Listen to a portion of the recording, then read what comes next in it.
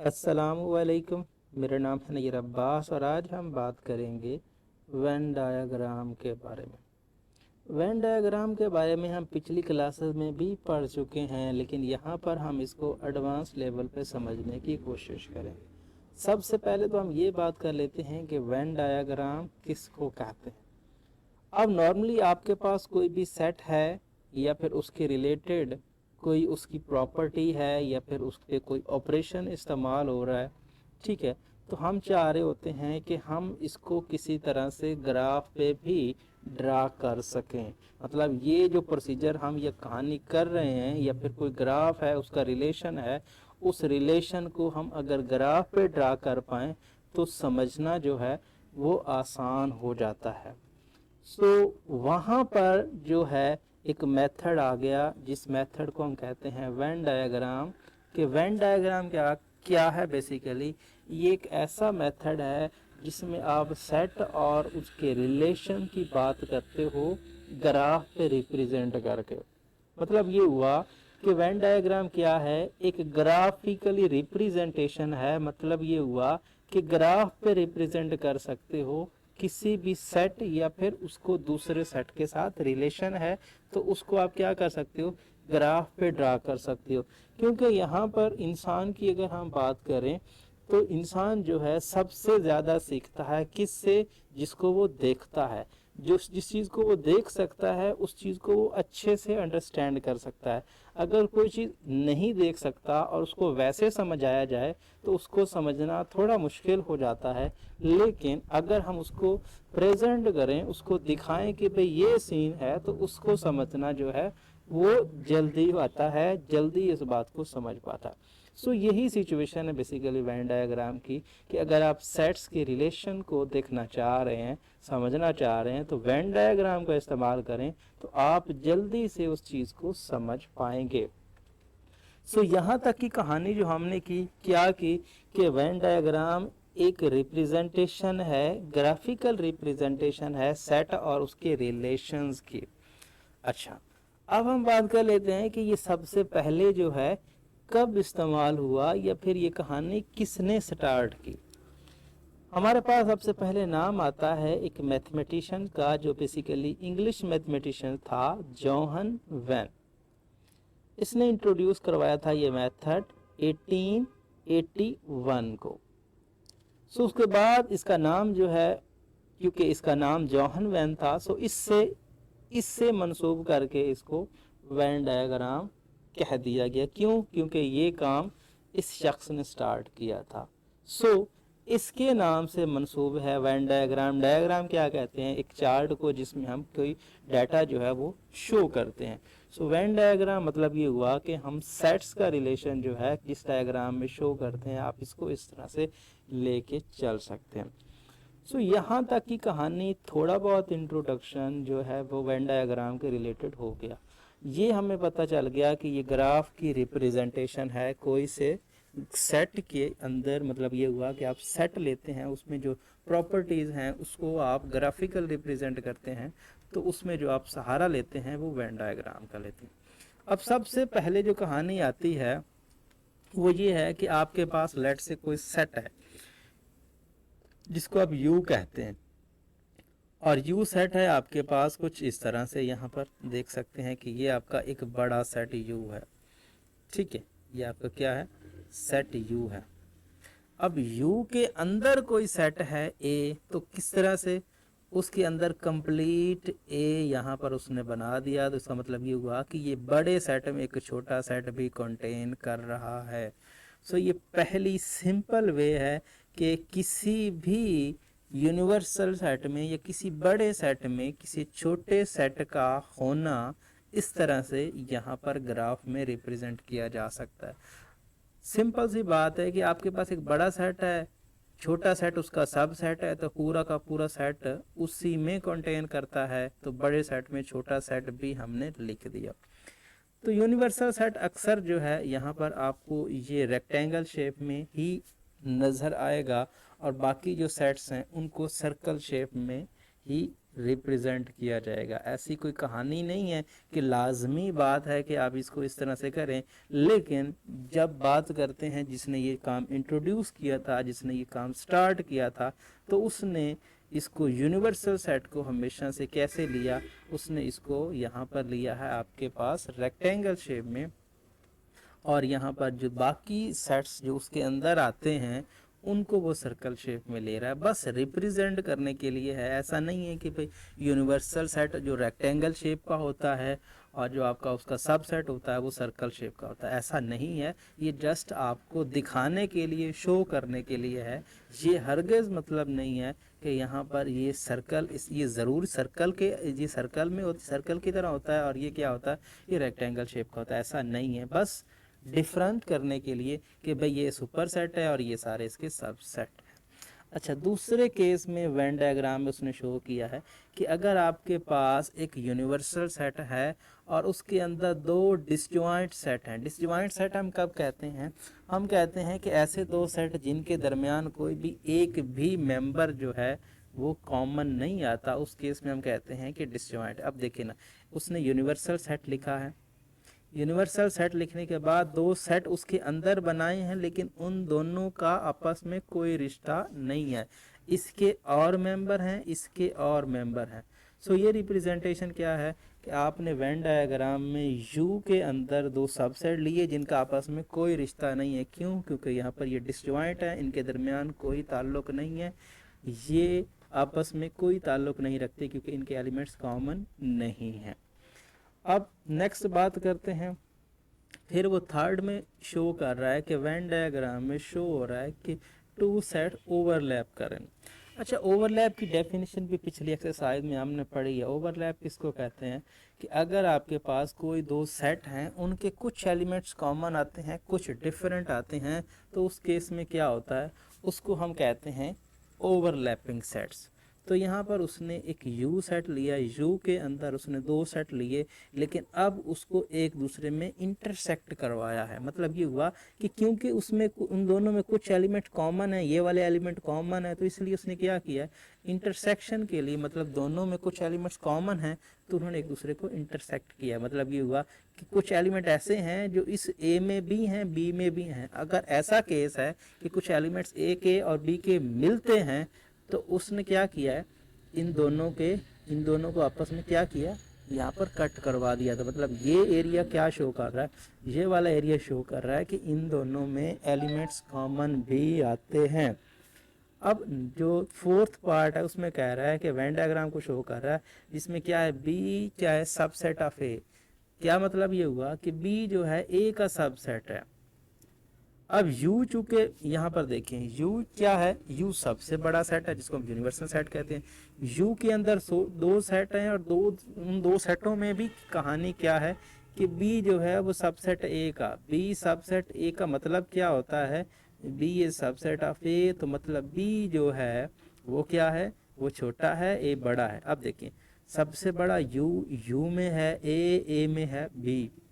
सो ये देखें, अगर कोई सेट किसी में कंटेन करता है, मतलब किसी का सब सेट है, तो उसको उस सेट के अंदर लिखेंगे। ये यहाँ पे बेसिकली क्या है, उसके अंदर उसने शो किया। ये देख लें, ये बड़ा सेट था, ये बड़ा सेट था U, और U के अंदर उसने B को भी शो करवाया। क्यों शो करवाया, क्योंकि भाई ये उसका सब सेट है, तो इसीलिए उसने यहाँ पे इसको भी सबसेट यहाँ पे शो करवा दिया। क्योंकि ये दोनों जो हैं U के सबसेट है, तो काम सारा U के अंदर ही हो रहा है। तो अब यहाँ तक तो हमने थोड़ा बहुत आइडिया ले लिया कि आपके पास कोई से भी दो सेट हों या एक सेट हो, तो उनको यूनिवर्सल सेट में हम किस तरह से रिप्रेजेंट कर सकते हैं। अगर वो डिसजॉइंट हों तो हम उनको अलग-अलग लिखेंगे। अगर वो एक दूसरे के ओवरलैप कर रहे हैं तो हम उनको कैसे लिखेंगे। अगर वो एक दूसरे का सब सेट हैं तो फिर कैसे लिखेंगे। ये तो काम है दो सेट के लिए, हम तीन सेट्स के लिए भी बात कर सकते हैं, हम चार सेट्स के लिए भी बात कर सकते हैं, वहाँ पे प्रॉब्लम नहीं है। मेन हमारा कहानी कहाँ है, यहाँ अब हम थोड़ा सा एडवांस चलते हैं। अब हम यूनियन, इंटरसेक्शन, कम्प्लीमेंट और सिमेट्री डिफरेंस को भी ग्राफिकल देखने की कोशिश करते हैं कि इनमें क्या रूल होता है। अच्छा, यूनियन में क्या हम जानते हैं कि यूनियन में उन दोनों के एलिमेंट्स इकट्ठे किए जाते हैं, इंटरसेक्शन में कॉमन लिए जाते हैं, कंप्लीमेंट में यू के एलिमेंट लिए जाते हैं, वो वाले जो ए वाले निकाल के बाकी बचते हैं। सिमेट्री में क्या होता है, उन दोनों के कॉमन एलिमेंट्स हटा के बाकी का यूनियन जो होता है वो लिखा जाता है। सो ये डेफिनेशंस तो सारी हम पिछली एक्सरसाइजेज में कर चुके हैं, डेफिनेशन तो मैं यहाँ पे आपको करवाने वाला नहीं हूँ, लेकिन आपको अच्छे से डेफिनेशन तो आनी चाहिए, क्योंकि डेफिनेशन नहीं आएंगी तो भाई ये जो है इनको समझना आपके लिए मुश्किल हो सकता है। आपको यूनियन की, इंटरसेक्शन की, कंप्लीमेंट की या सिमेट्री डिफरेंस की डेफिनेशन जो है वो आनी चाहिए। अच्छा, सबसे पहले वो क्या करेगा, यूनियन जो है उसको रिप्रेजेंट करेगा। अब देखें, कोई से दो सेट यूनियन की फॉर्म में किस तरह से लिखे जाते हैं। अब देखिए ज़रा, ये आपके पास हो गया, कोई से दो सेट हैं, उसने दो सेट लिख दिए। अब हो सकता है उनमें कुछ एलिमेंट्स कॉमन हो, कुछ ना हो। सो कॉमन की यूनियन में क्या होता है, यूनियन में हम ऐसा सेट लिखते हैं जिसमें दोनों के मेंबर्स आ जाते हैं। तो इसलिए उसने क्या किया, उसने दोनों सर्कल लगा के सारा एरिया शेडेड कर दिया। सारा एरिया क्या कर दिया, सारा एरिया शेडेड कर दिया। क्यों कर दिया, क्योंकि यूनियन में हम दोनों के एलिमेंट्स लिख लेते हैं, ए के भी और बी के भी। तो इससे हमें क्या पता चला, इससे हमें ये पता चला कि जब बात यूनियन की होगी, जिन दो सेट्स का यूनियन लिया जा रहा है, तो उसका सारा का सारा एरिया जो होगा वो हम क्या करेंगे, शेडेड कर देंगे। यूनियन में दोनों का एरिया शेड कर देंगे, चाहे कॉमन हो या फिर ना हो। अब हम बात यही करते हैं इंटरसेक्शन के लिए। इंटरसेक्शन में कहानी ये है कि इंटरसेक्शन में आपके पास, आप देखें यहाँ पर उसने एरिया कौन सा कॉमन किया, ये वाला एरिया उसने यहाँ पर शेड किया है। शेड करने का मतलब क्या है कि इंटरसेक्शन में वो मेंबर्स जो दोनों में आते हैं वो वाले मेंबर्स ही हम लिखते हैं।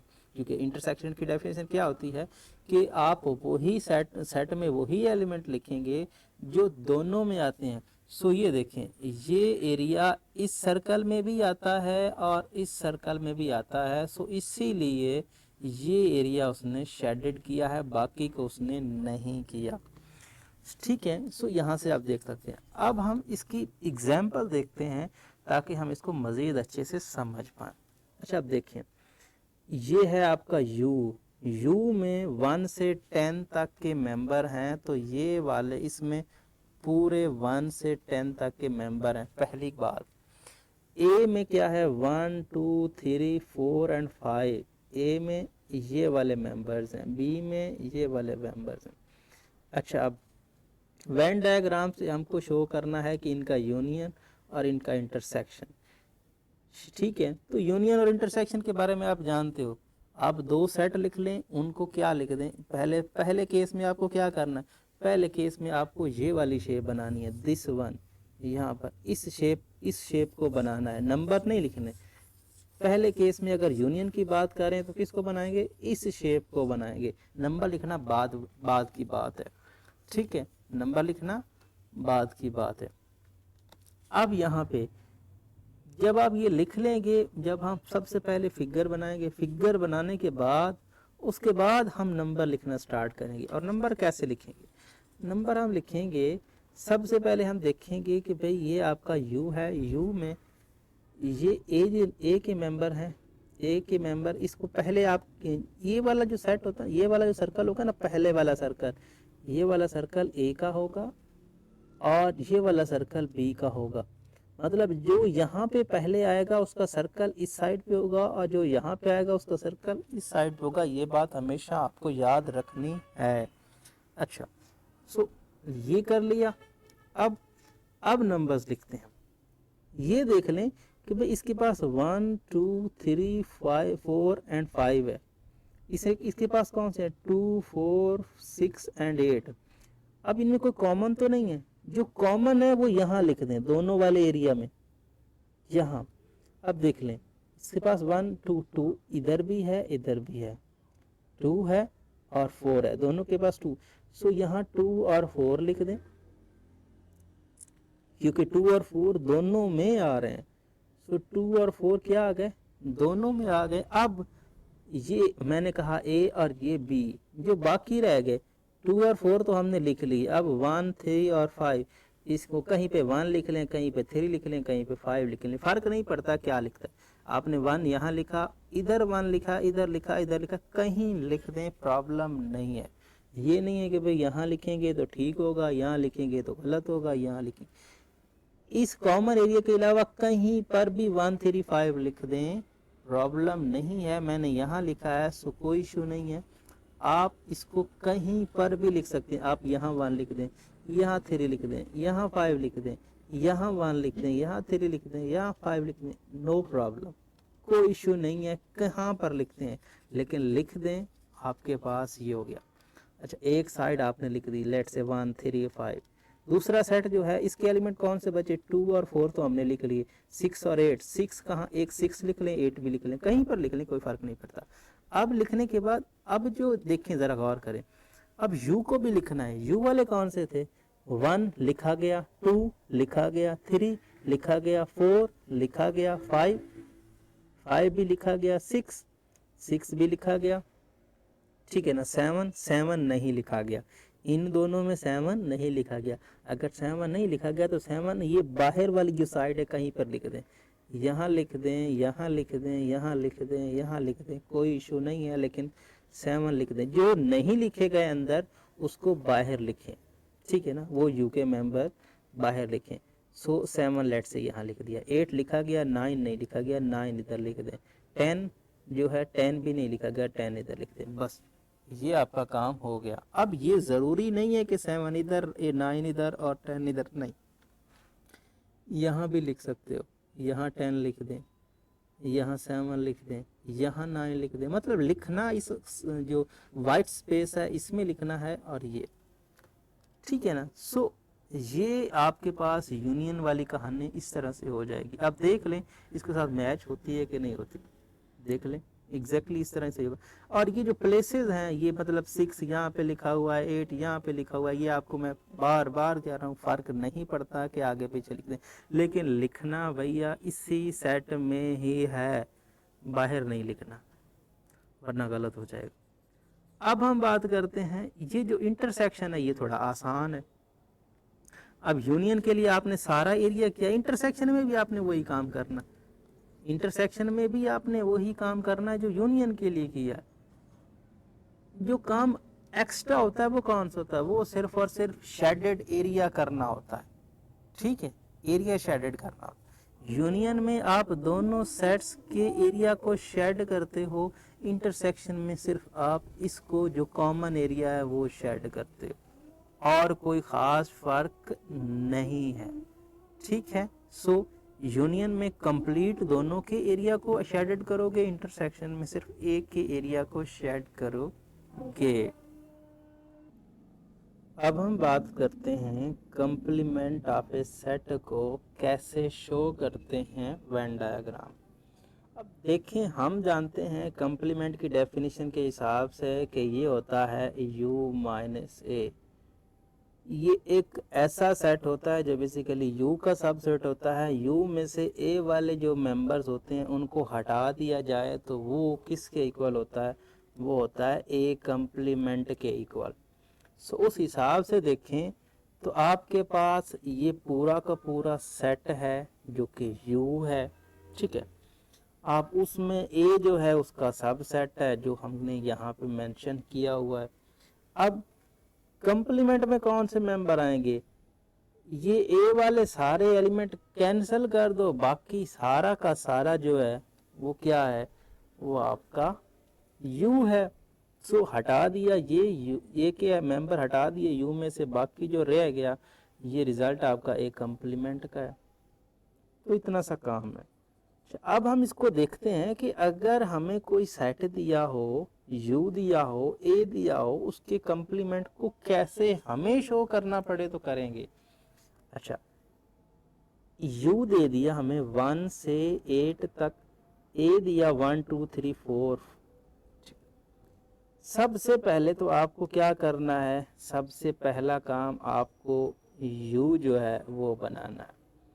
u के अंदर आपने a बनाना है, ये बना लिया। नंबर लिखने की बारी बात की है। सबसे पहले नंबर लिखना है आपने ए के, ठीक है ना। तो 1 है, 2 है, 3 है, 4 है। ये मैं आपको काफ़ी बार बता चुका हूँ कि भाई प्लेसेस का कोई इशू नहीं है। 1 यहाँ लिख दें, 2 यहाँ लिख दें, 3 यहाँ लिख दें, 4 यहाँ लिख दें, प्रॉब्लम नहीं है। कहीं पर किसी कॉर्नर पे 1 यहाँ लिख दें, 2 यहाँ लिख दें, 3 यहाँ लिख दें, 4 यहाँ लिख दें, इशू नहीं है। लेकिन लिखना इसी सर्कल में ही है। ए के सारे मेंबर लिख दें। ए के सारे मेंबर लिखने के बाद बाकी जो यहाँ पे देखें, जो मेंबर आपने ए के लिए लिख लिए वो तो लिख लिए, बाकी जो यू के बचते हैं वो यहाँ बाहर लिख लें। तो 1 से 4 तक सारे लिख लिए, 5 नहीं लिखा, 6 नहीं लिखा, 7 नहीं लिखा, 8 नहीं लिखा। सो 5, 6, 7, 8 आप लिख लें। मैं आपको ये यहाँ लिखे हुए हैं, आप ना लिखें। आप 5 यहाँ लिख लें, 6 यहाँ लिख लें, 7 यहाँ लिख लें, 8 यहाँ लिख लें, फ़र्क नहीं पड़ता, कहीं लिखते हैं। मतलब लिखने आपको ए सेट से बाहर हैं, जो ए में नहीं है। अब एरिया शेडेड किया था तो हमने पीछे भी देख लिया कि भाई हम कौन सा एरिया शेडेड करेंगे, ये वाला है। तो इतना सा काम है वो हो गया। तो इस तरह से आप किसी भी सेट को उसके कंप्लीमेंट में शो कर सकते हैं वेन डायग्राम के हिसाब से। सो जो नंबर बाहर आए हैं इसको आप सेट में डाल दो तो क्या है, ये आपका कंप्लीमेंट। तो किस्सा ख़त्म हो गया। अब नेक्स्ट बात करते हैं। सो सिमेट्री की बात करें तो सिमेट्री में आपके पास क्या होता है। सिमेट्री में हम बेसिकली क्या करते हैं, सिमेट्री में हम नंबर्स लेते हैं। कौन से, वो सारे नंबर्स जो कॉमन नहीं होते। मतलब ये हुआ कि सिमेट्री का फार्मूला हमारे पास था A union B minus A intersection B. तो हम जानते हैं कि यूनियन क्या होता है। यूनियन तो ये सारा एरिया को कैलकुलेट कर लिया जाए तो तब यूनियन होता है, ठीक है ना। यही बात हम करते हैं ना कि ये सारा एरिया जो होता है ये सब हम इकट्ठा शेडेड कर दें तो यूनियन होता है। लेकिन यूनियन वाले एरिया में से इंटरसेक्शन वाला एरिया निकालना, तो इंटरसेक्शन वाला एरिया कौन सा होता है, ये वाला सिंगल एरिया इंटरसेक्शन का होता है। तो यूनियन वाले में से ये निकाल देंगे तो ये आपके पास क्या आ जाएगा, बाकी सिर्फ और सिर्फ ये नहीं बचेगा, ये वाला एरिया और ये वाला एरिया। तो इस तरह से हम सिमेट्री जो है, सिमेट्री डिफरेंस, इसको मेंशन करते हैं। अब हम इसके रिलेटेड एग्जाम्पल देख लेते हैं। तो एग्जाम्पल देखें ज़रा यहाँ पर। ये बेसिकली एग्जाम्पल तो हमारे लिए बिल्कुल आसान है, हमने पहले भी ये काम किया है, अब हमारे लिए मुश्किल नहीं है। सो यू सेट है आपके सामने दिस वन, ए सेट है आपके सामने दिस वन, बी सेट है आपके सामने दिस वन। सो सबसे पहले आप जानते हो कि आपको यू लिखना है, आपने यू लिख लिया। इस तरह से हमने यूनियन और इंटरसेक्शन का काम किया। पहले स्टेप्स तो वही हैं कि सबसे पहले आपको क्या लिखना है, सबसे पहले आपको ए लिखना है, ए का सर्कल बनाना है, फिर आपने बी का सर्कल बनाना है, जिस तरह से हमने यूनियन और इंटरसेक्शन में किया। फिर हमने क्या लिखना है, हमने यहाँ पर ये जो बीच वाला एरिया है, बीच वाले एरिया में दोनों के कॉमन एलिमेंट लिखने हैं। अब देखें कॉमन एलिमेंट ए इधर है, इधर भी है, सी इधर है, इधर भी है। सो ए और सी दोनों में है। सो ए और सी की जगह कहाँ पे है, यहाँ पे। सो ए और सी की जगह पे कहाँ पे है, यहाँ पे, जो दोनों का कॉमन एरिया है। सो यहाँ पे बाकी जिनके रह गए ए के, बाकी कौन से रह गए, बाकी रह गए ए का ई मेंबर। सो यहाँ लिख दिया। अब यहाँ लिख दें, यहाँ लिख दें, फ़र्क नहीं पड़ता, ये हर पर बताने की ज़रूरत नहीं पड़नी चाहिए अब। सो ई यहाँ लिख दिया और सी जो है यहाँ पर, सॉरी यहाँ पर बी जो है वो यहाँ पे लिख दिया। अब ये लिखने के बाद हम जानते हैं कि जो नंबर्स हमने लिख लिए हैं, बाकी कुछ यू के रह गए हैं। अगर रह गए हैं तो उनको बाहर लिखते हैं।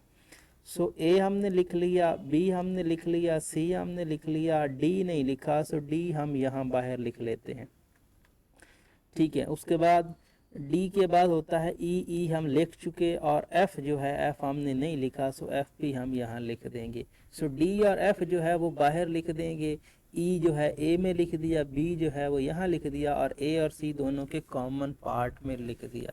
और शेडेड एरिया तो आप जानते हो कि एरिया आपको कौन सा शेडेड करना है, कॉमन हटा के बाकी यूनियन वाला जो एरिया है वो आप क्या कर देंगे, वो आप यहाँ पे शेड कर देंगे। तो इस तरह से हमारे पास कंप्लीमेंट जो बेसिकली सिमेट्री का जो है बेसिकली उसको हम यहाँ पे शो कर लेंगे। अब यहाँ पे आते हैं मेन आपके रूल्स, जिसको आप यहाँ पे जो आपने प्रॉपर्टीज़ पढ़ी हैं इससे पिछली एक्सरसाइज में उन सब की बात करते हैं। मतलब ये हुआ कि कम्यूटेटिव प्रॉपर्टी यूनियन के लिहाज से पढ़ी है, इंटरसेक्शन के लिहाज से पढ़ी है, एसोसिएटिव लॉ पढ़ा है, डिस्ट्रीब्यूटिव लॉ पढ़ा है, डी मॉर्गन लॉ पढ़े हैं। तो इन सब लॉ को, जो सब लॉज पढ़े हैं या फिर इनको प्रॉपर्टीज़ भी बोलते हैं, मैं आपको पिछली वीडियोज़ में भी काफ़ी बार बता चुका हूँ कि कम्यूटेटिव लॉ बोले या फिर कम्यूटेटिव प्रॉपर्टी बोले, बात एक ही है। अच्छा, इनको अब हम ग्राफिकल समझने की कोशिश करते हैं। अब यहाँ पे मैं आपको लिख दूँ तो ये आपके पास जो यूनियन के लिए थी A union B which is equal to B union A था, ये कम्यूटेटिव प्रॉपर्टी यूनियन के लिए। और इंटरसेक्शन के लिए थी A intersection B which is equal to B intersection A, ये था। एसोसिएटिव लॉ था A union B union C which is equal to A union B और यूनियन सी, ये यूनियन के लिए था। अगर हम यूनियन की जगह पे इंटरसेक्शन लगा दें तो ये इंटरसेक्शन के लिए बन जाता है। In the same case distributive law था A union into B intersection C which is equal to A union B intersection A union C, ये था distributive law of union for, या फिर यहाँ पर over intersection. In the same case यहाँ पे आप यूनियन की जगह पे इंटरसेक्शन लगा दें और यहाँ यूनियन लगा दें, सो यहाँ पे क्या आ जाएगा, इंटरसेक्शन यूनियन इंटरसेक्शन, इस तरह से आ जाएगा। और De Morgan law, basically De Morgan law complemented के रिलेटेड था, तो वो भी हमने यहाँ पे अच्छे से पढ़ा। सो मेन बात यह है कि ये जो कहानी हम कर रहे हैं ना भाई, पहले तो आपको इनके बारे में पता होना चाहिए। अगर आपको डी मॉर्गन लॉ आता ही नहीं है, इसकी डेफिनेशन नहीं पता, ये इसका फार्मूला नहीं पता, तो फिर ग्राफ बनाना तो बहुत दूर की बात है, पहले तो आपको ये आने चाहिए। सो इन प्रॉपर्टीज़ को आपको आना चाहिए, इनके फार्मूले आपको आने चाहिए, तभी हम इसको ग्राफिकली रिप्रेजेंट कर पाएंगे, अदरवाइज नहीं कर पाएंगे। अच्छा, सबसे पहले वो बात कर रहा है कम्यूटेटिव लॉ की, तो कम्यूटेटिव लॉ मैंने आपको लिख के दे दिया है यूनियन और इंटरसेक्शन दोनों के लिए। तो क्या है यहाँ पे वो कम्यूटेटिव लॉ को मेंशन कर रहा है। अच्छा, कम्यूटेटिव लॉ जो है वो यहाँ पर उसने लिखा है कि भाई ए यूनियन बी जो है वो बी यूनियन ए के इक्वल होता है। अब ए आपके पास ये है, बी आपके पास ये है। सबसे पहले उसने क्या किया, ए यूनियन बी बनाया। ए यूनियन बी मैंने आपको पहले भी कहा था कि जो पहले आएगा उसको पहले लिखेंगे, जो बाद में आएगा उसको बाद में लिखेंगे। और रूल जो है वो वही है कि सबसे पहले हम इनके कॉमन एलिमेंट्स यहाँ लिख लेते हैं। कॉमन एलिमेंट्स इसमें कॉमन 1 दोनों साइड पे नहीं है, 2 दोनों साइड पे नहीं है, 3 दोनों साइड पे नहीं है, 4 दोनों साइड पे है, 6 दोनों साइड पे है। सो 4 और 6 को इधर लिख लिया। अब 4 और 6 तो हम लिख चुके, बाकी रह गया 1 2 3 एंड 5। सो 1 2 3 एंड 5 को हमने ए वाले पार्ट में लिख दिया, बी वाले पार्ट में कौन सा 8, बस 8 ही एक्स्ट्रा है, सो 8 लिख दिया। सो ये हो गया। अब आप जानते हो कि यूनियन में पूरा का पूरा एरिया शेडेड करना होता है, तो पूरा एरिया शेडेड कर दिया उसने। इन द सेम केस अब हम बी यूनियन जो है ए की बात करते हैं, तो पहले बी लिख लेते हैं फिर ए लिख लेते हैं। फ़र्क क्या पड़ता है, बस प्लेस ही आगे पीछे हुई है, काम वही है। 4 और 6 जो है दोनों में लिख दें, ए वाले इधर लिखे जाएंगे, बी वाले क्योंकि बी वाला सेट अब इधर शिफ्ट हो गया, ए वाला इधर शिफ्ट हो गया, तो ए वाले इधर आ जाएंगे, बी वाले उधर लिखे जाएंगे। अगर आप ग्राफिकल देखें तो ग्राफ से तो आपको पता चल रहा है कि कहानी सारी वही है, ठीक है ना। नंबर सारे इकट्ठे करें तो वही आते हैं, 1 3 5 6, ये सारे नंबर इकट्ठे करें, ये सारे भी इकट्ठे करें, सारे नंबर इकट्ठे करें तो ये भी यही देता है और ये भी यही देता है।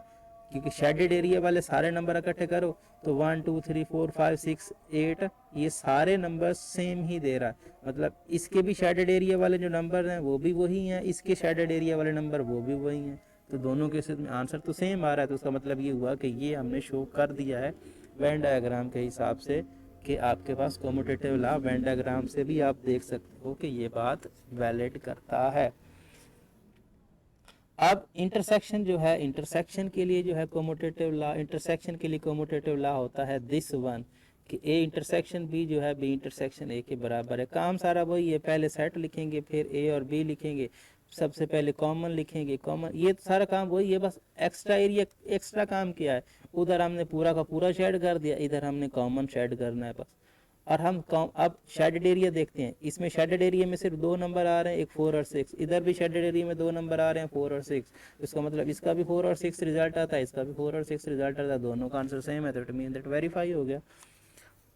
ठीक है, अब हम बात कर लेते हैं नेक्स्ट की। एसोसिएटिव लॉ है आपके सामने भाई। एसोसिएटिव लॉ की डेफिनेशन मैंने आपको पहले लिख दी है, फिर यहाँ पर भी है A union into B union C, A union into B union C, मतलब ब्रैकेट का आगे पीछे कर दें, ये ब्रैकेट इन दोनों के गिर्द है, पहले आप इन दोनों के गिर्द लगा दें तो फर्क नहीं पड़ता। मतलब ये हुआ कि कोई 3 सेटों का यूनियन लेना, पहले 2 का ले लें फिर तीसरे का ले लेंगे, पहले यहाँ पर पहले को छोड़ के सेकंड और थर्ड का ले लें तो रिजल्ट आपको सेम मिलता है। अच्छा, अब इनका प्रोसेस क्या है, इनका प्रोसेस भी उसके साथ मिलता जुलता है, कुछ नया नहीं है। ठीक है, सबसे पहले आपको क्या लिखना है, 3 सेट बनाने हैं, पहला सर्कल, दूसरा सर्कल और उसके नीचे तीसरा सर्कल। सर्कल आपने दोनों केसेस में बना लिए।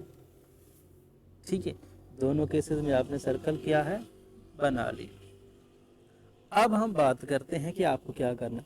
सबसे पहले यहाँ पर देखें तो ये बात थोड़ी समझने वाली है,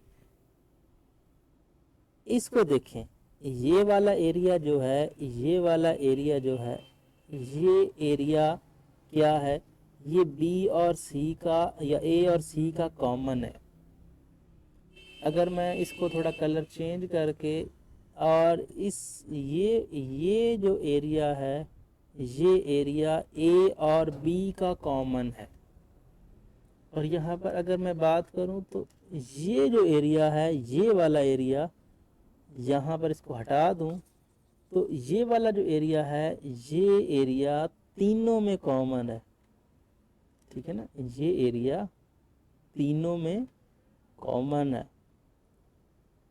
राइट। ये जो एरिया है ये तीनों में कॉमन है, क्योंकि ये देखें, ये इसके सर्कल में भी आ रहा है, इसके सर्कल में भी आ रहा है और इसके सर्कल में भी आ रहा है। तो सबसे पहला काम आपको क्या करना है, सबसे पहले आपको ये देखना है कि कोई एलिमेंट ऐसा तो नहीं है जो तीनों में आ रहा हो।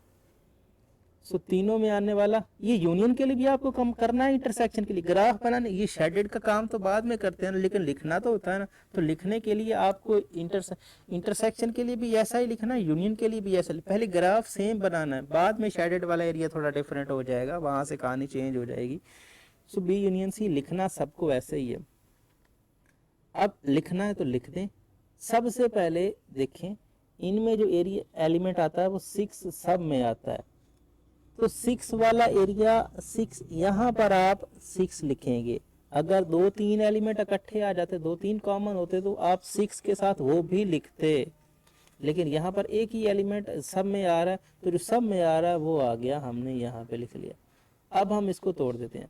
अब ए और सी के देखते हैं, ए और सी में जो कॉमन है वो देखते हैं। तो ए में और सी में 1 2 3 4 5 5 6 और 7 5 6, ये 5 6 जो है ना, इधर भी हैं और इधर भी हैं। तो इसका मतलब ए और सी में 5 6 कॉमन है, तो ये वाला एरिया क्या है, 5 और 6 वाला। सो 6 तो हम लिख चुके हैं, ठीक है ना, 6 तो हम लिख चुके हैं, बाकी 5 इसको इधर लिख दें, ठीक है ना। 5 6 इन दोनों में कॉमन है और 6 तो हम पहले लिख चुके हैं, 5 रह गया। अब हम ये ए सी का कहानी कर चुके, अब हम किसकी कर लेते हैं, हम कर लेते हैं ए और बी की। अब ए ये है, बी ये है, ए और बी में कॉमन कौन सा है, ए और बी में सिर्फ और सिर्फ कॉमन था 6, जो कि लिखा जा चुका है पहले, ठीक है, जो कि पहले लिखा जा चुका है। अब यहाँ पर हमने ए सी का भी देख लिया, ए बी का भी देख लिया, इन दोनों का, सी और बी का, या बी और सी का, बी और सी का देखते हैं। सो बी और सी में क्या कॉमन है? सो बी है आपका 6, सी भी है 6 और 8 है। 6 8 दो कॉमन है, 6 तो हम लिख चुके, 8 रह गया। सो 8 को यहाँ पर ये देखें, ये वाला जो एरिया है ये बी और सी के दरमियान का एरिया है। सो 8 यहाँ लिख दिया, ठीक है। अब हम ले क्या रहे हैं? अब हम ले रहे हैं बी और सी का यूनियन। तो बी और सी को दोनों को शेड कर दो, क्योंकि हम जानते हैं यूनियन में क्या होता है, दोनों सेटों को शेड कर दो। सो इस सेट को भी पूरा शेड कर दिया, इसको भी शेडेड कर दिया। सो ये शो हो गया आपका बी यूनियन सी, तीन सेटों के दरमियान। अब नेक्स्ट क्या है? अब हमने क्या लेना है? बी यूनियन सी, और यहाँ पर देखिए ना, ये इस साइड पे उसने किया, ये राइट हैंड साइड है। राइट हैंड साइड को एक बार भूल जाएं, राइट हैंड साइड के बारे में करते हैं बाद में बात, पहले इसको कर लें। बी और सी का ले लिया है। अब बी और सी का लेने के बाद हमने क्या करना है? बी और सी का एरिया लेने के बाद हमने ए के साथ यूनियन करना है। तो अब इसके साथ आप इसको भी मिलाओगे तो अब ए को भी शेड कर देंगे नेक्स्ट स्टेप में, क्योंकि जब हम यूनियन करेंगे इसका ए के साथ, तो यूनियन में ये तो पहले से शेडेड है और इसको मज़ीद शेड करेंगे, ए भी मिलाएंगे तो ए वाला एरिया भी शेड हो जाएगा। तो ये हो जाएगा A union B union C, ठीक है ना। अब देख लें नंबर जो हैं, इनमें काउंट कर लें कि कौन कौन से शेडेड एरिया में नंबर आ रहे हैं। शेडेड एरिया में कौन कौन सा नंबर आ रहे हैं? शेडेड एरिया में 1 आ रहा है, 2 आ रहा है, 3 आ रहा है, 4 आ रहा है, और 5 आ रहा है, 6 आ रहा है, 7 आ रहा है, 8 आ रहा है, 10 आ रहा है। सो सारे के सारे लिख दिए। अब हम बात कर लेते हैं दूसरी साइड पर। तो दूसरी साइड में कहानी क्या है? यहाँ पर देखें, काम वही है, पहला स्टेप वही काम करना है। तो पहले यू, या फिर यू की बात नहीं है तब इसको सर्कल में लिखेंगे। सो पहले ये आप इसको स्क्वायर शेप या फिर रेक्टेंगल शेप, जो आपको मर्जी या दे सकते हैं, प्रॉब्लम नहीं है। मैं आपको पहले भी कह चुका हूँ, इसको आपने शेप देनी है, स्क्वायर दे दें या आपके पास जो है रेक्टेंगल दे दें, फ़र्क नहीं पड़ता। सो पहले बनाना ऐसे ही है जैसा कि हमने पहले बनाया है, मतलब ये हुआ, शेड नहीं करना, बनाने का फ़र्क सेम है, लिखने का फ़र्क सेम है। सबसे पहले 6 लिखेंगे, फिर हम 5 लिखेंगे, फिर इनका कॉमन है नहीं, इनका कॉमन 8 लिखेंगे, और फिर जो बच जाएंगे इसके जो बच गए वो यहाँ लिखेंगे, इसके जो बच गए वो यहाँ लिखेंगे, इसके जो बच गए वो यहाँ लिखेंगे। ये दोनों का एरिया दोनों का कॉमन है, इसमें कोई प्रॉब्लम नहीं है। तो ये करने के बाद बी, ए और बी का यूनियन पहले तो आपको लेना है। सो ए और बी को शेड कर दो, तो ए को भी शेड कर दिया, बी को भी शेड कर दिया, ए और बी दोनों को शेड कर दिया, और बाकी क्या रह गया? बाकी रह गया सी। जब हम सी को फिर से मिलाएंगे जाके नेक्स्ट के साथ, तो सी वाला भी शेड हो जाएगा। अब सी वाला भी शेडेड हो जाएगा, तो इट मीन दैट जब हम इनको इकट्ठा करेंगे तो 1 2 3 4 5 6 7 8 और 10, ये देखें दोनों साइड पे जो शेडेड एरिया में आ रहे हैं दोनों साइड पे सेम है। तो इट मीन दैट कि क्या हो गया? ये वेरीफाई हो गया है। अब हम एसोसिएटिव लॉ इंटरसेक्शन के लिए करते हैं। एसोसिएटिव लॉ इंटरसेक्शन के लिए आपके पास इस तरह से होता है, और 3 सेट हूँ तो आपको मैं पहले भी कह चुका हूँ कि आपने क्या करना है, सेट ऐसे ही बनाना है जैसे मैं आपको पहले कह चुका हूँ। ए लिखना है, सी लिखना है, बी लिखना है, फिर जो सब में कॉमन है वो यहाँ लिखना है, जो ए और सी में कॉमन है वो यहाँ लिखना है, ठीक है, और जो ए और बी में कॉमन है वो यहाँ लिखना है, इनमें कॉमन है नहीं। और ये सारी कहानी जो पीछे हम कर चुके हैं ये तो वही है। मतलब ये हुआ कि ये जो फिगर है वो सबकी सेम बनेगी। काम कहाँ पे आके जो है चेंज होता है वो यहाँ पे आता है कि बी और सी को आपको इंटरसेक्शन चाहिए, तो बी और सी का जो कॉमन एरिया उसको शेड कर दो। तो बी और सी का एरिया जो कॉमन है वो यहाँ पे है, सो इसको कर दिया शेड, राइट। सो इसको शेड कर दिया। अब हम नेक्स्ट जो है बेसिकली उस पार्ट की तरफ मूव कर लेते हैं कि ये हमने बी और सी ले लिया है। बी और सी लेने के बाद इसको हम किसके साथ ज्वाइन करने वाले हैं? ए के साथ। सो ए के साथ इसको ज्वाइन कर लेते हैं। तो नीचे आ जाओ। अब देखें बी और सी का हमने पहले ये एरिया जो है शेड किया हुआ है। अब इसका लेना है ए के साथ इंटरसेक्शन। अब ये ए के साथ मैच करने वाला कौन सा एरिया? ए के साथ तो सिर्फ ये पार्ट मैच करता है, ठीक है ना। ये है, अब आप यहाँ पे देखें, ये आपका है बी और सी वाला एरिया, और इसके साथ अब हम इसको मजीद लेंगे ए के साथ, तो ए के साथ शेड करने वाला एरिया सिर्फ ये है। तीनों में कॉमन एरिया कौन सा है, this one. So common area तीनों का ये है, तो सिर्फ इसको शेड कर दिया। सो अब देखें कि जो शेडेड एरिया में नंबर्स आ रहे हैं वो कौन से हैं, वो 6 है। सो इट मीन्स दैट के यहाँ पर इसका रिजल्ट आ गया 6। सो इसका रिजल्ट क्या आ गया, 6। अब हम दूसरी साइड पे चलते हैं। दूसरी साइड पे भी कहानी सारी वही है। सो दूसरी साइड पे भी ठीक है, दूसरी साइड पे हमने कर दिया। दूसरी साइड करने के बाद अब सबसे पहले हमें क्या चाहिए, ए इंटरसेक्शन बी। ए और बी का क्या चाहिए, ए और बी का यहाँ पर हमें चाहिए इंटरसेक्शन। तो ए और बी के कॉमन एरिया कौन सा है, ए कौन सा है, ये, बी का ये। सो यहाँ पर उसको बेसिकली पहले तो ये चाहिए था कि ये सारा एरिया यहाँ पे कैलकुलेट, यहाँ पे वो सबको शेड करता, लेकिन नहीं किया। क्यों नहीं किया, क्योंकि यहाँ पर कोई एलिमेंट ही नहीं है। बात समझ में आ रही है। तो इसका करे या ना करे फर्क एक ही है, लेकिन अगर वो कर ले तो ज़्यादा सूट करता है मेरे ख्याल में। यहाँ पर ये एरिया जो है इसको शेड करना चाहिए था। नेक्स्ट स्टेप में जब वो सी के साथ उसको मैच करता तो फिर ये करता, लेकिन ना भी करे तो कोई प्रॉब्लम नहीं है, क्योंकि यहाँ पर कोई नंबर लिखा हुआ भी नहीं। अगर नंबर कोई लिखा हुआ तो फिर ये क्या होता, ए और बी का पूरा लिखता, लेकिन ना लिखे तो कोई इशू नहीं है, लिख दे तब भी बात ठीक है। लेकिन ज़्यादा सूट क्या करता है, ज़्यादा चीज़ सूट करती है कि यहाँ पर ये पूरा का पूरा इसको शेड किया जाता। हाँ के नंबर नहीं लिखा हुआ, लेकिन शेड करना ज़्यादा सूट करता है। ना लिखे तो प्रॉब्लम नहीं है, ऐसा नहीं है कि इसको रद्द करेंगे। अच्छा, अब हमने ए और बी का इंटरसेक्शन तो लिया हुआ है, अब उसमें से हम मज़ीद जो है इसको सी के साथ भी लेंगे तो फिर ये काम, क्योंकि हम जानते हैं कि भाई इंटरसेक्शन में एरिया कम होना है, यूनियन में एरिया बढ़ेगा। सो ये आपका जो तीनों में कॉमन है वो ये है, और इसमें इसमें कौन सा नंबर रह गया, इसमें भी तो 6 ही रह गया। सो 6 रह गया तो इट मीन दैट क्या है, इसका भी रिजल्ट 6, तो ये वेरीफाई हो गया। अब बात आती है डिस्ट्रीब्यूटिव लॉ की। तो डिस्ट्रीब्यूटिव लॉ में आपके पास कहानी वही है, 3 सेट हैं। डिस्ट्रीब्यूटिव लॉ आपको पता है क्या होता है। अब इसको यहाँ पे लिख लें, और तीनों सेट बनाने तो वही हैं जिस तरह से हम पहले बनाते आ रहे हैं, कोई नया तो करना नहीं है, ठीक है। डिस्ट्रीब्यूटिव लॉ के लिए पहले हमने ये डिस्ट्रीब्यूटिव लॉ लिखा हुआ है, उसके बाद तीनों सेट जिस तरह से हमने पहले बात की है कि तीनों सेट बना लें।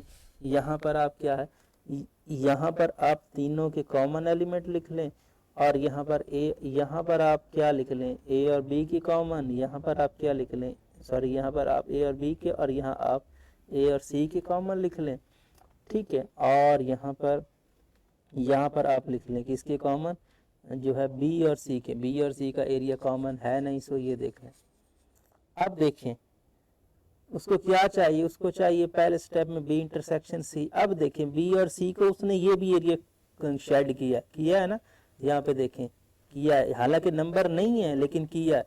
इसीलिए मैं आपको कह रहा था कि भाई इसको यहाँ पे शेड करना चाहिए था। ज़्यादा सूटेबल चीज़ क्या है, ज़्यादा सूटेबल चीज़ ये है कि भाई इसको यहाँ पे ये एरिया शेड करना चाहिए था, ये वाला एरिया क्या करना चाहिए था, शेड करना चाहिए था। सो ना करे तो लाजमी नहीं है, लेकिन फिर कहानी में बार बार वही कर रहा हूँ, लेकिन ज़्यादा सूट जो चीज़ करती है वो ये है कि इसको शेड करना चाहिए था ये एरिया। अच्छा, अब देखें यहाँ पर वही सीन है कि भाई नंबर नहीं है लेकिन उसने शेड किया, क्योंकि शेड करना बनता है। अच्छा, शेड किया बी और सी का, क्योंकि बी और सी का इंटरसेक्शन है। बी और सी का इंटरसेक्शन के बाद यहाँ पर ये कहानी हो गई। अब बी और सी के इंटरसेक्शन के बाद हमने लेना है इसका ए के साथ यूनियन। तो जब बात यूनियन की आती है तो एरिया बढ़ जाता है। सो अब ये होने के बाद ए कौन सा है, ये वाला, तो ए वाला एरिया सारा इसके साथ मिल जाएगा, क्योंकि यूनियन की कहानी हुई है तो यूनियन में एरिया जो है वो इकट्ठा हो जाएगा। सो ये एरिया पहले से था, और इसके साथ ये ए वाला भी मिल गया, तो ए वाला भी मिल गया तो गुड हो गया। अब इसके अंदर जो मेंबर्स आए हैं उनको इकट्ठा करो। इसमें 1 आया है, 2 आया है, और 3 4 5 6 सारे आ गए हैं, 1 से लेकर 6 तक। सो 1 2 3 4 5 6 सारे लिख लिए। ये हमारी एक साइड का रिजल्ट हो गया। अब दूसरी साइड पे चलते हैं। दूसरी साइड पे सबसे पहले क्या चाहिए, ए यूनियन बी। तो जब बात यूनियन की आती है तो दोनों का एरिया इकट्ठा कर लिया जाता है।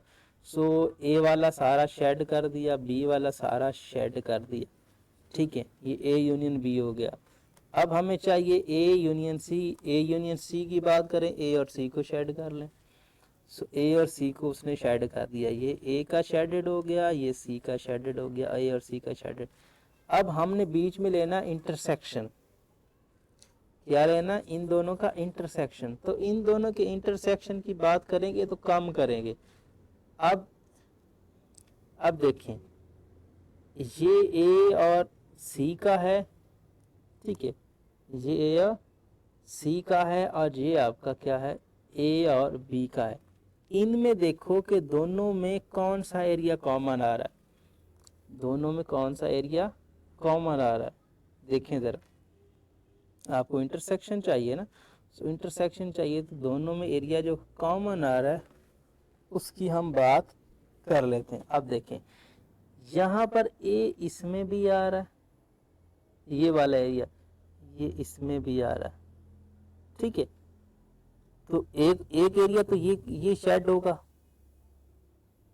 क्योंकि ये दोनों में आ रहा है, क्योंकि हमने कौन सा लेना है, हमने तो वही लेना है, ये दोनों में आ रहा है, इसमें भी आ रहा है, इसमें भी आ रहा है। अब और कौन सा एरिया जो इसमें भी आ रहा हो उसमें भी आ रहा हो, यहाँ पे देखें, ये वाला एरिया जो है, ये वाला एरिया इसमें भी आ रहा है, और यहाँ पर देख लें कि ये क्या है, इसमें भी आ रहा है। तो ये शेड होगा।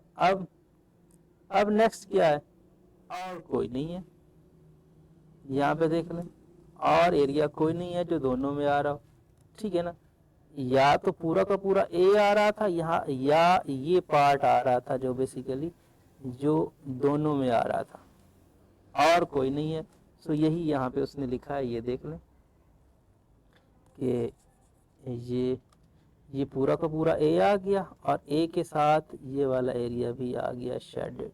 सो ए वाला एरिया तो नंबर नहीं है, लेकिन शेड तो करना लाजमी है, तो शेड किया हुआ उसने। अब नंबर्स काउंट कर ले, 1 2 3 4 5 6। तो यहाँ पर देख लें, दोनों के नंबर जो हैं, इसका नंबर और इसके नंबर सेम है, कोई एलिमेंट है जो इसके पास है और इसके पास है, एरिया दोनों का सेम ही शेड हुआ है। इसमें भी वही नंबर्स आए हैं, इसमें भी वही आए हैं, तो इसका मतलब ये हुआ कि ये आपका डिस्ट्रीब्यूटर ला एक साइड से क्या हो गया, प्रूव हो गया है। अब डिस्ट्रीब्यूटर ला दूसरी साइड से, मतलब ये हुआ कि वो यूनियन के लिए था, ये इंटरसेक्शन के लिए। काम वही कि पहले तीनों सेट लिख लो, वो तो लिखने ही लिखने। सबसे पहले आपको क्या चाहिए, सबसे पहले आपको बी यूनियन सी चाहिए। बी और सी को शेड कर दिया, ठीक है, बी और सी को शेड कर दिया। अब ए के साथ इंटरसेक्शन लेना, ठीक है, ए के साथ इंटरसेक्शन लेंगे तो कॉमन एरिया कौन सा, यहाँ पे देखें, ए का साथ जब ए वाला एरिया आएगा तो ए वाला एरिया तो ये होगा। जब इसके साथ इंटरसेक्शन लेंगे तो कॉमन एरिया कौन सा आएगा, ये वाला, ये दोनों में कॉमन है तो ये वाला आ जाएगा। तो अब नेक्स्ट जो इनका रिजल्ट आने वाला है वो ये है, ठीक है ना, क्योंकि आप यहाँ पे देख के ही बता सकते। अब देख लें, ये देखें, उसने जो अब कॉमन एरिया उसमें आ रहा है वो ये है, ए का ये वाला पार्ट और ए का ये वाला पार्ट। सो इसमें जो नंबर्स आए हैं वो लिख लें, 2 आया है, 3 आया है, 4 आया, 5 आया, 6 आया। सो 2 3 4 5 एंड 6 आया, ठीक है। दूसरी साइड पे देखते हैं। पहले तो आपको फिगर तो सेम बनानी है। फिगर सेम बनाने के बाद सबसे पहले आपको क्या चाहिए, ए यूनियन बी चाहिए, फिर आपको ए इंटरसेक्शन बी चाहिए, ए इंटरसेक्शन सी चाहिए। ए इंटरसेक्शन बी में क्या है, ए और बी के कॉमन एलिमेंट। तो ए का सर्कल ये है, बी का सर्कल ये है, तो इसमें जो कॉमन है वो ये वाला पार्ट है। अब यहाँ ए और सी चाहिए, तो ए ये है, सी ये है, तो ए और सी का कॉमन पार्ट ये है। अब इन दोनों में कॉमन पार्ट कौन सा है, इन दोनों में जो अब आपको यूनियन लेना है। तो यूनियन में क्या है, दोनों को इकट्ठा कर दो, ये वाला एरिया भी और ये वाला एरिया भी। तो अगर हमने इन दोनों के एरिया को इकट्ठा कर लिया तो कौन सा हो जाएगा, ये एरिया साथ में मिल जाएगा, तो ये आ जाएगा इसके तरह, ठीक है। तो यही काम यहाँ पे नीचे होगा, ये देख लें कि ये इसका था, ये एरिया इसका था, और जो पिछला एरिया था वो इस यहाँ वो उसमें ये भी शामिल था, तो ये शामिल किया, तो ये नंबर्स काउंट करें तो वही आएंगे। So left hand side right hand side के इक्वल हो गए। So it mean that distributive law आपका क्या हो गया, यहाँ पर प्रूफ हो गया है। अब हम बात कर लेते हैं डिमॉर्गन्स लॉ की। तो डिमॉर्गन्स लॉ के बारे में हम जानते हैं, ये कंप्लीमेंट के रिलेटेड होता है और इसका ये रूल होता है। इसके दो रूल होते हैं, एक रूल ये है यूनियन के हिसाब से और दूसरा क्या है, इंटरसेक्शन के हिसाब से। नंबर उसने ले लिए, एक यू ले लिया, एक ए ले लिया, बी ले लिया। पहले केस में आपको क्या चाहिए, ए यूनियन बी चाहिए। सो वो तो आपको पहले जिस तरह से नंबर्स हम लिख रहे हैं वो तो हम लिखेंगे। पहले सेट में क्या है, जो पहले हम काम कर रहे हैं वो तो हम वैसे ही करेंगे ना, कि भाई जो इन दोनों में कॉमन है वो यहाँ लिख लेंगे, ए के जो बाकी रह गए वो यहाँ लिख लेंगे, बी के जो बाकी रह गए वो यहाँ लिख लेंगे, ठीक है। और यहाँ पर जो यू के बाकी बच गए वो बाहर लिखते हैं। सो यू के बाकी जो बाकी बच गए वो यहाँ पे, ये देखें 7 और 9 बाकी रह गए तो वो बाहर लिख लिए। ग्राफ तो आपको सबका सेम ही बनाना है। ग्राफ बनाने के बाद आपको क्या लेना है, ए का यूनियन बी से लेना है। ए और बी को शेड कर दो, ठीक है, ए और बी को शेड कर दो। अब आपको लेना है कंप्लीमेंट। तो जब हम बात कंप्लीमेंट की करते हैं तो ए और बी को निकाल के, ए और बी का कंप्लीमेंट, तो शेडेड एरिया जो है इसका, इससे बाहर वाला एरिया शेड कर दो और ये शेडेड एरिया को खाली छोड़ दो। तो यहाँ पर क्या है, कंप्लीमेंट लेना है ना कोई, तो कंप्लीमेंट में शेडेड एरिया जो होता है इसका उलट हो जाता है। सो कंप्लीमेंट में क्या होगा, ये बाहर वाला एरिया शेडेड हो जाएगा और ये जो शेडेड है ये स्किप हो जाएगा। सो यहाँ पर देख लें, ये जो शेडेड एरिया, क्योंकि शेडेड एरिया का कंप्लीमेंट लेना था, तो जो शेडेड एरिया था उसका कंप्लीमेंट लिया, तो उलट, तो उसको खाली कर दिया, बाहर वाले को शेड कर दिया। सो बाहर कौन सा बचा है, या 7 है या 9 है, 7 9 हो गया। ये हमारे पास एक साइड का रिजल्ट है। दूसरी साइड पर की बात करते हैं। अब ये वाला ए है, सारा का सारा, सारा का सारा क्या ए है, हमें क्या चाहिए, ए कंप्लीमेंट। तो ए वाले एरिया को छोड़ के बाकी सारा शेड कर देंगे। सो बाकी सारा शेडेड कर दिया। In the same case B complement चाहिए, तो बी वाले एरिया को छोड़ के बाकी सारा शेडेड कर दिया, ठीक है।